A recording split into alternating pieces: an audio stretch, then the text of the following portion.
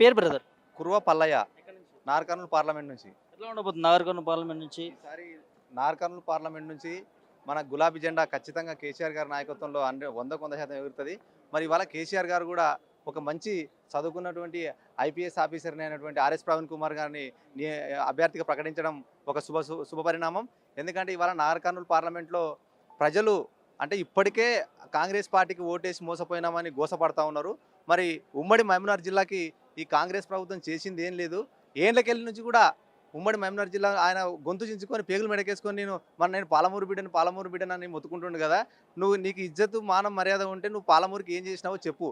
నువ్వు 100 పార్టీలు మార్చి ఈరోజు పాలమూరు బిడ్డనని చెప్పుకొని నువ్వు కథలు పడుతున్నావు. ఇవాళ నువ్వు మోడీకి వంగొంగి దండాలు పెడుతున్నావు కదా. మరి అదే పాలమూరు రంగారెడ్డి ఎత్తిపోతల పథకానికి జాతీయ హోదా ప్రకటించు నీకు దమ్ముంటే.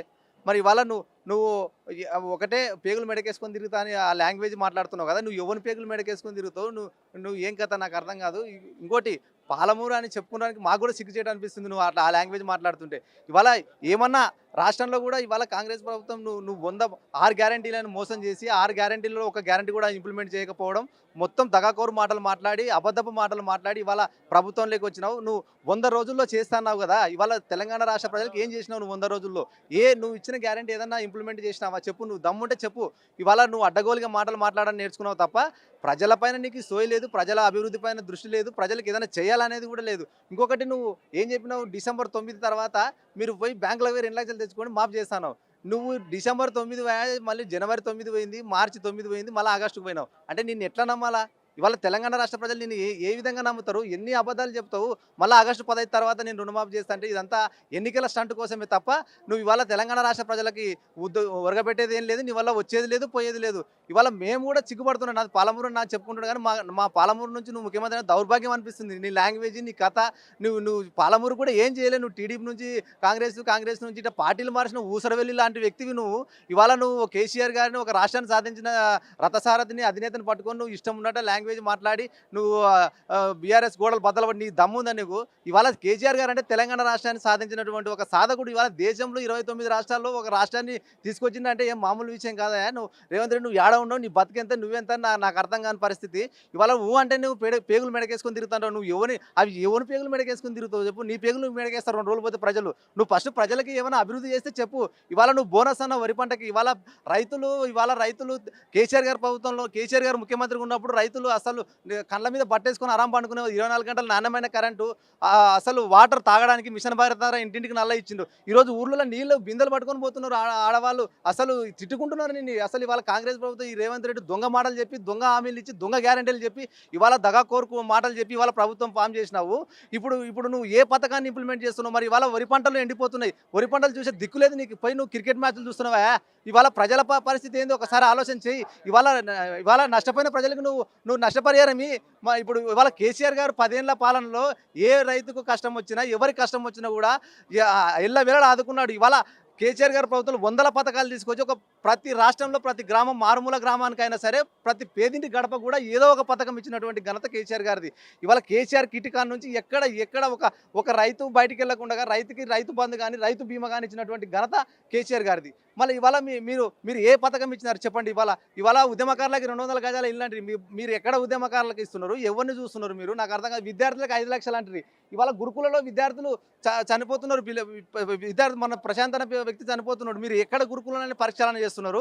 ఇవాళ కేసీఆర్ గారు వచ్చిన తర్వాత, ప్రభుత్వం ఫామ్ అయిన తర్వాత 1024 గురుకులాలు తీసుకొచ్చినటువంటి ఘనత కేసీఆర్ గారిది. మరి ఆ గురుకులాల పరిస్థితి ఏంది? నువ్వు ఊపిరితంతుడు సమావేశాలేనా ఎప్పుడు? ఏమన్నా అంటే నేను పాలమూరు బిడ్డని అంటావు. నువ్వు పాలమూరు కూడా ఏం చేసినావు చెప్పు. నువ్వు బతుకు పాలమూరులో ఏం చేసినావు చెప్పు. పాలమూరులో కూడా అన్ని దొంగ పనులే చేసినావు. నువ్వు ఎక్కడ కూడా ఏమీ ఇజ్జత్ చేయలేదు. నీకు దమ్ము ధైర్యం ఉంటే సవాల్ ఇస్తున్న పాలమూరు బిడ్డగా, నేను కూడా పాలమూరు బిడ్డగా మాట్లాడుతున్నాను. నీకు దమ్ము ధైర్యం ఉంటే ఇవాళ ఉమ్మడి మహబూబ్నగర్ జిల్లా పాలమూరు ఎన్నో ఏళ్ళకి నీళ్ళకు కూడా గోస పడినటువంటి పరిస్థితి. కేసీఆర్ గారు వచ్చిన తర్వాతనే ఇవాళ పాలమూరు రంగారెడ్డి ఎత్తిపోతల పథకాన్ని తీసుకొచ్చి ఇవాళ లక్షల ఎకరాలకు నీళ్ళు ఇచ్చినటువంటి ఘనత కేసీఆర్ గారిది. మరి ఆ ప్రాజెక్టుకు నీకు దమ్ము ధైర్యం ఉంటే నువ్వు ఇవాళ మోడీ గారి కాలు మొక్కుతున్నావు కదా. మోడీ గారితో దొంగ ఫారెన్లో పోయి దొంగ జతలు కట్టి తిరుగుతున్నావు కదా. మరి నీకు దమ్ము ఉంటే ఆ ప్రాజెక్టుకి జాతీయ హోదాని ప్రకటించమని చెప్పు. పోయి అడుగు ఏం చేస్తున్నావు, నువ్వు ఏం బీక్తున్నారు మీరంతా నాకు అర్థం కాదు. ఇవాళ రాష్ట్రాన్ని అల్లకొల్లాలని చేసి ఒకటే ఎన్నికల స్టంట్ తప్ప మీరు ఇచ్చే బతుకులే కాదు, మీవి ఇచ్చే బతుకులే కాదు ఎన్నికల స్టంట్. ఇప్పుడు రుణమాఫీ 2 లక్షలు లాంటివి మళ్ళీ ఆగస్టుకి ఎందుకు పోయినావే, పీకనికి పోయినావా? మరి ఇప్పుడు రైతులకి 3 ఎకరాలకు ఇప్పుడు రైతులకి ఎన్ని ఎకరాలు ఉంటే అన్ని ఎకరాలు రైతు బంధు వేయాలా, నువ్వు వేసినావా? నీ బతుకు 2 ఎకరాలు 3 ఎకరాలు వేసి ఆపినావు, రైతులు కొట్టుకొని చేస్తున్నారా? ఇది నీ పరిస్థితి. నువ్వు అన్ని అబద్ధపు మాటలు అసత్యపు మాటల్లో మాట్లాడి ఇవాళ రాష్ట్రంలో వచ్చినావు. నీ 100 రోజుల్లో తెలిసిపోతుంది. ప్రజలు చీదరించుకుంటున్నారు, ఉమ్మిస్తున్నారు నిన్ను. ప్రజలు అసలు నిన్ను అసహించుకుంటున్నారు. ఇవాళ ఎందుకు తెచ్చుకున్నాం రా నాయన అని ఇవాళ కేసీఆర్ గారిని పోగొట్టుకొని చాలామంది ప్రజలు ఇబ్బంది పడుతున్నారు, బాధపడుతున్నారు. కాబట్టి తక్షణమే రేవంత్ రెడ్డి గారి ప్రభుత్వం ఖచ్చితంగా కూలిపోయే పరిస్థితి కూడా ఏర్పడుతుంది. వాళ్ళ దాంట్లో వాళ్ళు కొట్టుకొని చేస్తున్నారు, వాళ్ళ దాంట్లో వాళ్ళే ఏకనాథ సిండలు ఉన్నారు, వాళ్ళ దాంట్లో వాళ్ళే దొంగలు ఉన్నారు. అంతా వాళ్ళకే పడదా? ఇప్పుడు దళితులను అవమానిస్తారు, బీసీలను అవమానిస్తారు, అంత రెడ్ల పాలన అంటున్నారు. ఇదంతా ఎక్కడిది? ఈ వ్యవస్థ ఎక్కడిది? కేసీఆర్ గారు నాయకత్వంలో అన్ని వర్గాలు కూడా సమానత్వంగా అనుకూలంగా పరిపాలించినటువంటి గొప్ప నేత కేసీఆర్ గారు. కాబట్టి ఈ పార్లమెంట్ ఎన్నికల్లో కూడా ఈ దేశానికి దిక్చూసి ఇవాళ రాష్ట్రంలో ప్రజలు గోసపడి ఇవాళ ఎంతైతే బాధపడుతున్నారో ఖచ్చితంగా పార్లమెంటు ఎన్నికలలో ఈ రాష్ట్రంలో ఉన్నటువంటి పార్లమెంటు 17 ఎన్నికల్లో 17 సీట్లలో కూడా ఖచ్చితంగా మెజార్టీ సీట్లు ఖచ్చితంగా బీఆర్ఎస్ పార్టీ మళ్ళీ ఒకసారి ప్రజలు కేసీఆర్ గారిని గెలిపిస్తారు 100%.